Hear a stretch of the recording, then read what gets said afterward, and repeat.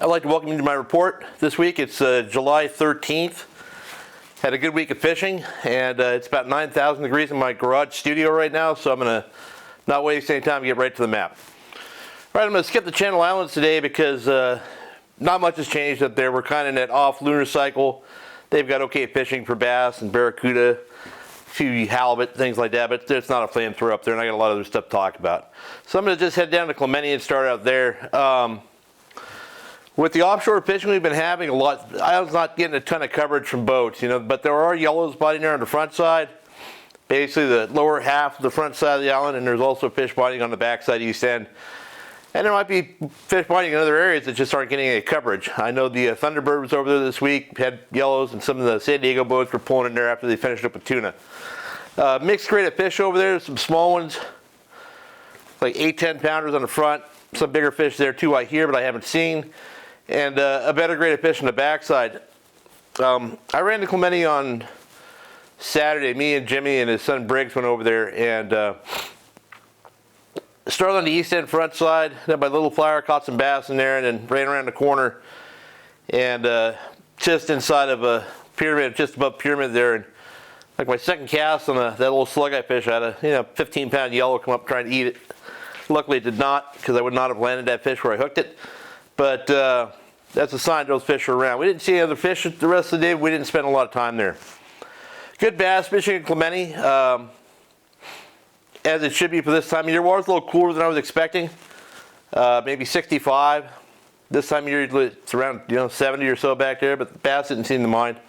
We had some weird current that kind of had things not running parallel to the island. I was talking about that current running parallel. If you go to a place like PV or Point Loma or a place like that, and you got current running in towards the beach or off the beach, you're not going to catch much. But Clemente being what it is, you can still catch fish there. And what we had to do was we had to drive around and find the right depth, and then find some isolated kelp that actually had an upcurrent edge that wasn't against land or zero water. So good fishing. One of the problems we have there at that time when we have the current running like that is the fish aren't oriented like they would be if it's running parallel to the island, so you kind of have to find them. They can be on the inside edge of the bed, they can be on the outside edge, they can be at the back of the bed, or at the front of the bed. And, at times like that, what we found, instead of drifting like I do on my boat, when we're on Jimmy's boat, we'll put the trolling motor down and we'll stay on the outside edge of the bed and kind of start at the front or the back and kind of move our way around through there until we find biting fish, and then just use the trolling motor to hold us in position while we catch those fish, and then when they stop biting, we'll move on more. Anyway, they were grouped up, and when you find them, they were biting pretty good. I got a little video here of Briggs and me catching one.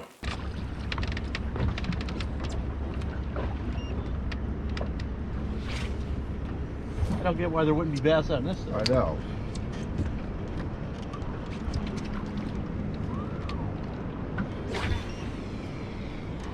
There he goes. Nice. I saw that bite. That's a nice one. So that was a legit boom. Yeah. There was no thinking about that one. That's awesome. Nice fish. Beautiful, man. Hold that one up for the camera, Hold that one up for the camera, yeah. And step back up on top of the thing. There you go. Nice one. Good job, buddy. Ew. That one just came fucking hoover. Oh yeah, that was how you want it. Full fins out of the water. Okay, watch out right here. I waited on it too. I was proud of myself for not swinging. Good job. Thank you. Whew.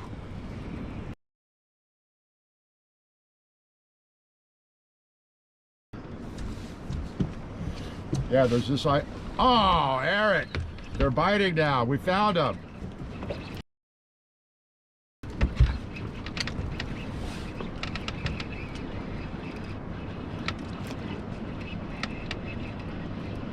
Oh, just one more bass. Jesus, Briggs, was that on your bait? Yeah. They're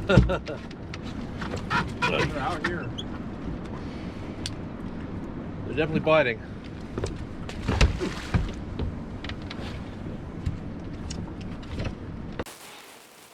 All right, after we left Clemente, I made the mistake of looking for tuna again, but I'll talk about that when we get to the offshore section. Heading into Catalina, good fishing over there. Bass, barracuda, bonita, the 3 Bs as they used to call them. Pretty much all over the front side, west end to east end. Yellows are biting over there too. I know Benny Florentino had a charter over there this week. He got a couple of nice fish. Looks like he was somewhere on the front side there. And yeah, I mean, it's just good steady fishing, and any of the normal areas will probably bite. You know, I might head out there this weekend and fish bass. Yeah, Clemente looks like it's going to be closed, and you know, I'm kind of over the offshore thing personally. But so it's a good option if you want to go have some fun. But heading into the coast, you know, the best news of all is the sculpin are finally getting a break. And I love this photo I found on social media, a guy using an A-rig to catch sculpin. And instead of the center lure, he actually had a big torpedo sinker on there. So that's a great thing. Maybe some of the A-rig manufacturers can make a sculpin model. But yeah, good barracuda fishing. I mean, this is the best barracuda fishing I've seen around here in several years. Quite a few years, actually, for the amount of time it's going on. It's been a few weeks now. And the local boats are just roping them. And I know some of the older school guys, like my friend's hard to believe I'm calling him older school because he's a young guy in my eyes, but Danny Erickson, who runs the New Del Mar, took his family out on the Victory. And if you don't follow him on social media, on Instagram, you definitely should. He's him and his family are very fishy people. He has 2 young daughters and his wife who all fish, and they went on the Victory and they just downloaded on those on the barracuda on the jig sticks and had a blast. Reminded me of old times just seeing those pictures. And you know, speaking of old times, I've been seeing a lot of video guys are shooting now on the boats of people bouncing barracuda, and I realized that a lot of the younger guys don't really know how to bounce a barracuda because they were never really around anymore. And the process, you know, if you got them on a jig stick, and the easiest way to do it is once you get it towards the boat, hopefully while it's coming towards you, you got a little momentum. Stop winding when your rod is parallel to the water and your fish is on the surface. Put your reel in free spool, grab the spool with your thumb, lift, and then as soon as that fish makes it its tail comes over the top of the rail, step back and kick it in free spool. You don't have to wave the tip in the air, anything like that. There was actually a video of somebody doing it properly on the Monte Carlo, and I'm going to show that here because that really shows you, you know, you don't need to wind it to the tip. You don't want to do it with your reeling gear and lower it like you're a crane operator. As soon as you get to the boat, kick it in free spool, or if you got your Tran X or whatever, click the thumb bar, hold the spool with your thumb, lift back. Once the fish's tail is above the rail, kick it in free spool, and the thing will fall at your feet on the deck. Very simple. That video will really show you a lot of stuff, and you're not going to be beating your fellow fisherman over the head with it or acting like a crane operator. Anyway, so let's talk a little bit about offshore. I'm sorry I'm rushing through it today, but like I said, it's really hot in here. I looked on the way to Clemente, and we found fish exactly where we knew we would find them, maybe 6 miles off the island on the front side. Seems like that's where they always are when you're running from Newport to the east end of the island. I mean, I actually said to Jimmy, hey, we should see tuna any minute here, and then some popped up. But the tuna that popped up were not tuna that you could catch. I mean, they're just up and down really fast. We got a couple casts on them within maybe 30 seconds of seeing the boils, but we were about 29 seconds too late in that case. But, you know, my buddy Jonathan went out as well on Saturday, I think, and they fished a different area, and he saw tuna on the surface feeding, and they were actively feeding on the surface. But, I mean, this guy is one of the top artificial lure tuna fishermen there is on the coast, I would say. And he was saying, you know, I could not get a fish to do anything except push my bait out of the way, my lure out of the way when it was feeding. What it is the bait is not acting properly for surface action to happen. We're driving around out there and not seeing anything, no birds, no nothing, just zero. And the reason that we're not seeing anything is all the activity is going on down 100 and something feet.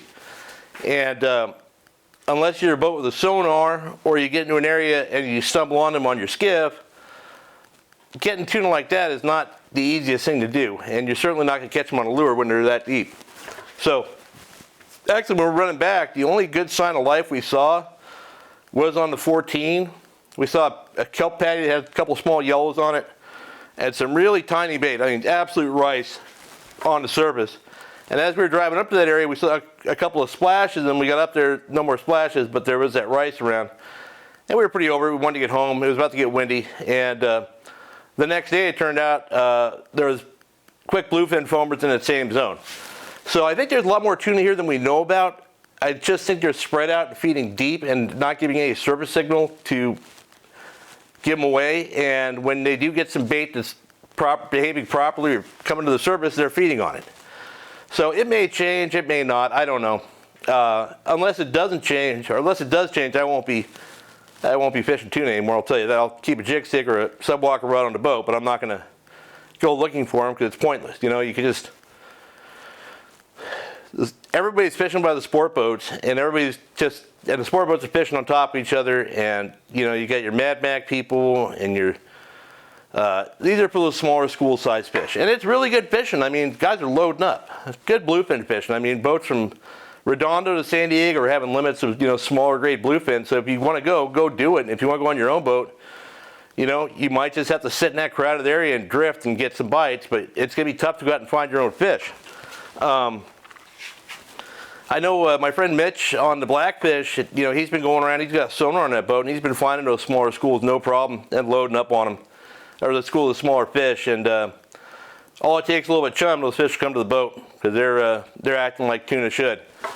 But yeah, so you got that small fish, you know, that's better for sport boats, and you know, guys that really know what they're doing when they're looking, you know, some of the 4-pack boats, 6-pack boats that have the right electronics and the right skill set and the right network can get you into those fish. It's tough on a private boat.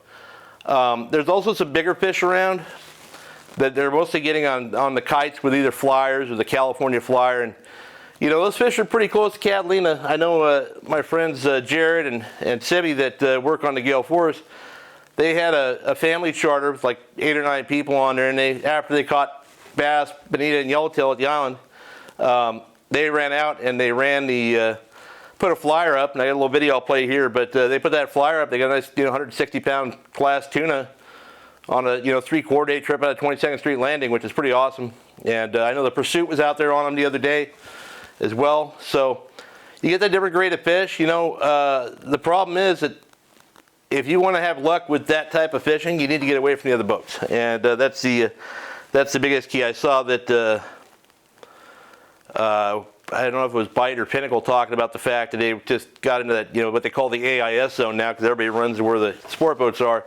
You can't even fish because they're chopping you up. But they left that zone, found some fish that are on and loaded up on some bigger fish. And you know, speaking of bigger fish, Pinnacle got one that was 304 pounds, which is the biggest tuna I've heard of this year, which is a good sign for those guys that are into that kind of stuff. I'm certainly not, but if you are, good for you. You know, like I mentioned, the San Diego boats, they're having hit or miss fishing, but when they're hitting it really good, and they're getting, you know, limits of bluefin and a school-size yellowfin as well. Not limits to that, 20, 30 fish. And, you know, last week I mentioned if you got some photos, send them in. I had Kevin and Titus send me this photo of them on the Liberty last week with some nice bluefin. So good job, guys, and that's pretty awesome. Thanks for sending in your photo. So the last part of this, you know, is the hateful nighttime fishing is still happening. I know the El Dorado had trips online where they're leaving at like 11 in the morning to drive out there so their passengers can suffer with tangles and seasickness all night while losing fish. I'm joking about that, but you've seen the videos I posted. That's just not for me at all. But yeah, you know, a lot of good options happening.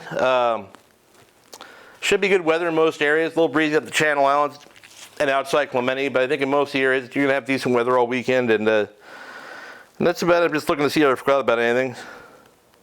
Nope, I guess that's it. So I hope you guys have a great weekend, and good luck if you fish.